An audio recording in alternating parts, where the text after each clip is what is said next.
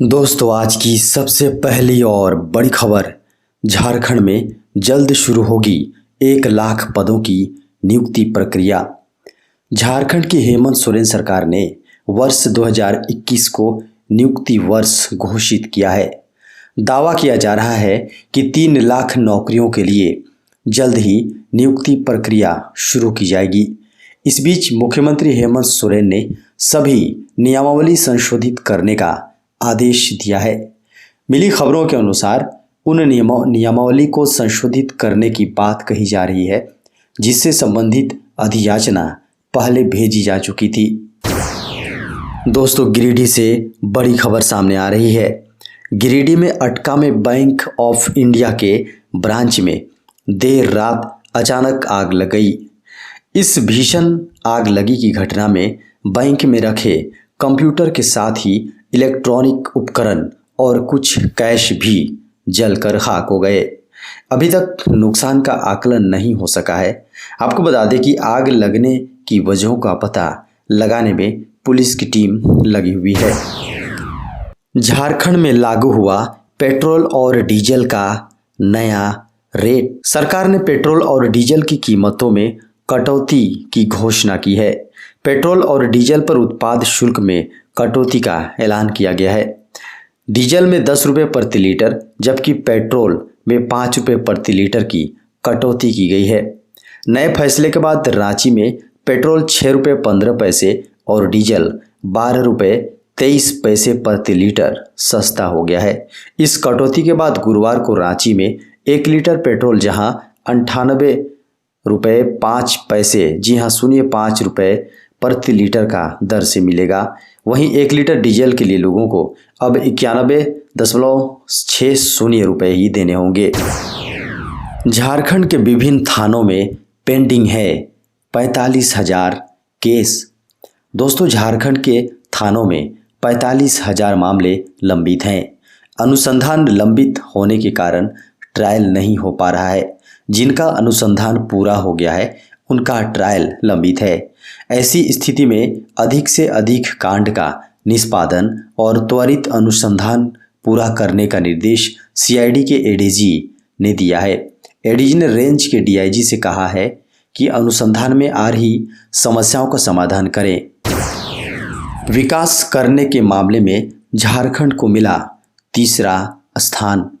बेंगलुरु स्थित think tank public affair centre की ओर से जारी पब्लिक अफेयर इंडेक्स 2021 की सूची में विकास करने के मामले में झारखंड को तीसरा स्थान दिया गया है।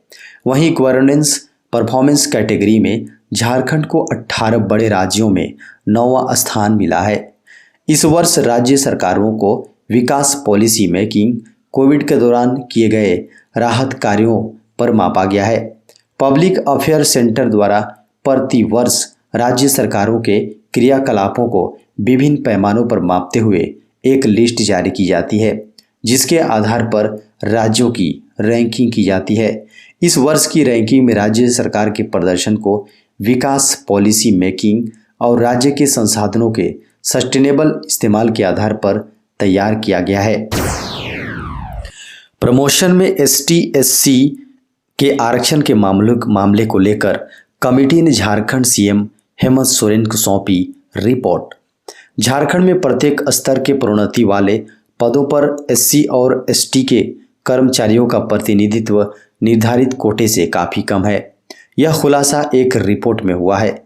राज्य सरकार की ओर से एससी/एसटी समुदाय के सदस्यों की पदोन्नति, प्रशासनिक असर और प्रतिनिधित्व का आकलन करने के लिए गठित 3 सदस्यीय उच्च स्तरीय समिति ने सीएम को दी गई अपनी रिपोर्ट में इस बात का खुलासा किया है। समिति में राज्य के अपर मुख्य सचिव एल खियांगते, प्रमुख सचिव के सोन और प्रमुख सचिव वंदना डाडेल शामिल थी। समिति ने अपनी रिपोर्ट मुख्यमंत्री हेमंत सोरेन और मुख्य सचिव सुखदेव सिंह को बुधवार को पेश की।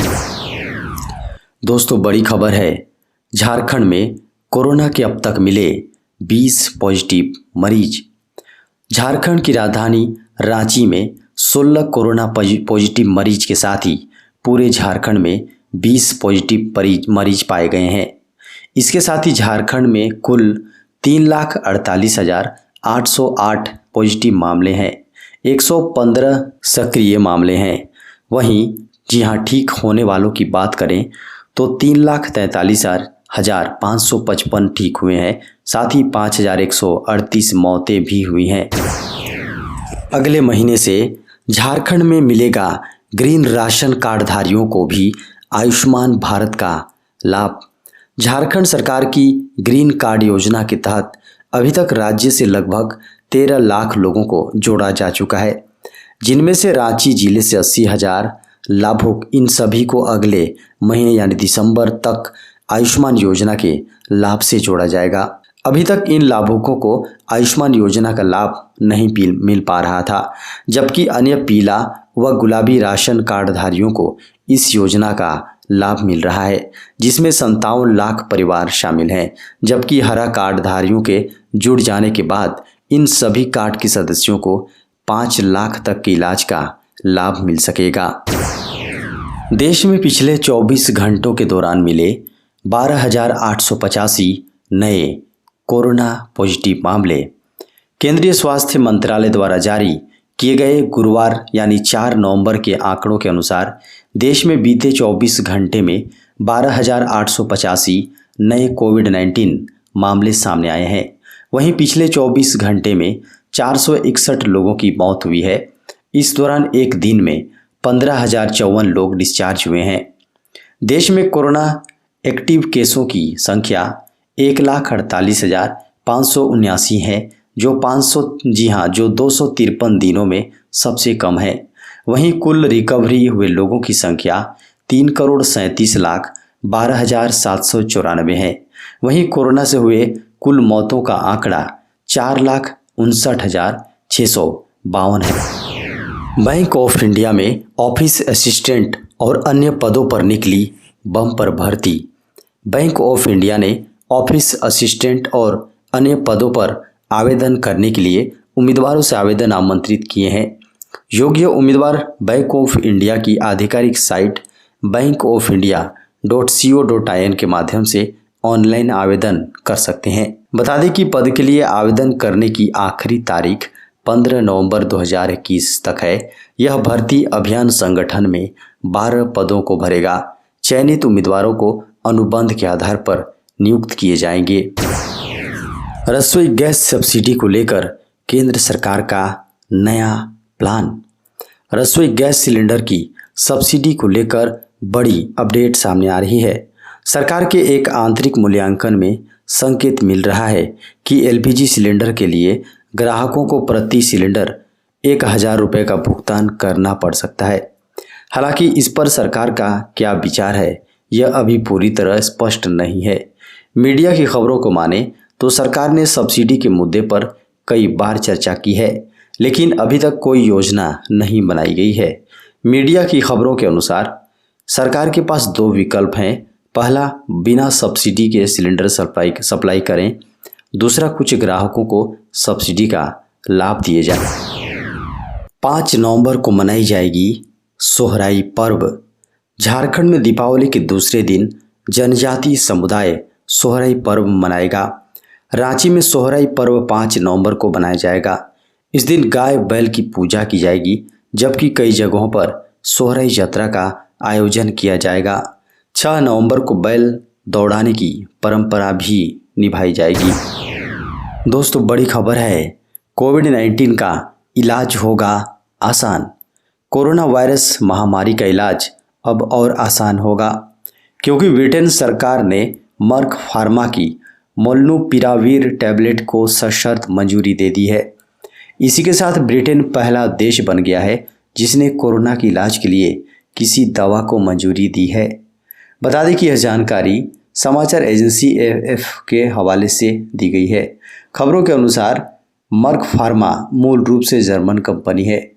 बीते दिनों जर्मन दवा कंपनी मर्क ने कहा था कि वो कंपनी कोविड-19 जी हाँ, वो अपनी कोविड-19 पिल यानी टैबलेट दूसरी कंपनियों को भी बनाने की मंजूरी देगी।